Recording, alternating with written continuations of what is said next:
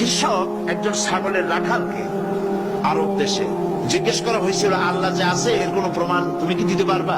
তুমি কি প্রথমে বলো আল্লাহ আছে, তুমি কি বিশ্বাস করো? অবশ্যই করো। আল্লাহ আছে এর কোন প্রমাণ আছে তোমার কাছে? কোনো প্রমাণ নাই, তবে আমি বুঝি আল্লাহ আছে। বলে কেমনে? কয় যে আমি তো ছাগলের রাখাল, আমি তো লেখাপড়া করিনি, আমি দার্শনিকও না, বিজ্ঞানীও না, কিছু না, ছাগল পালি। আমি চিন্তা করি ছাগলে খায় ঘাস আর পায়খানা করে কতগুলো ক্যাপসুলের মতো ট্যাবলেট।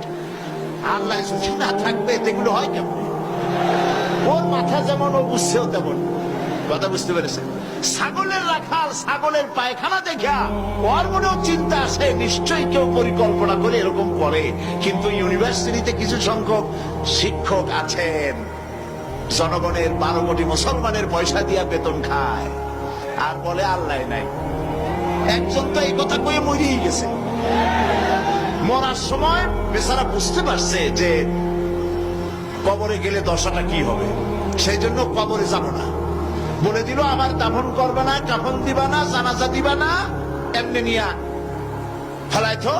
তারপরে কি বলে মেডিকেল কলেজে দিয়ে দিও, ছেলেরা আমাকে অপারেশন করিয়া কাটাছেড়া করিয়া অপারেশন শিখবে। তার ওসিয়ত অনুযায়ী কাজ হয়েছে। এত বড় বুদ্ধিজীবী, তো তার ওসিয়ত তো শোনাই লাগে।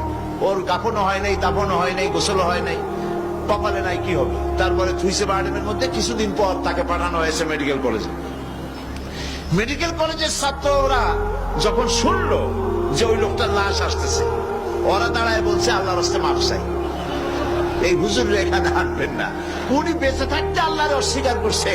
এখন ওনারে কাইটা যদি আমরা অপারেশন শিখি, তাহলে যে রুগীরে ধরবো যাও বাঁচবে, ওইটা মরবে। কাজী এদারে ফিরা। এরপরে নিয়া কোন জায়গায় নিল না, আবার নিয়া বার্ডেমের ডিপ ফ্রিজের মধ্যে রেখে দিছে। আমার এখন চিন্তা হয়েছে যে এই লাশটারে যদি এখন রাস্তায় ফেলায় দেয়, কুত্তাও খাবে না।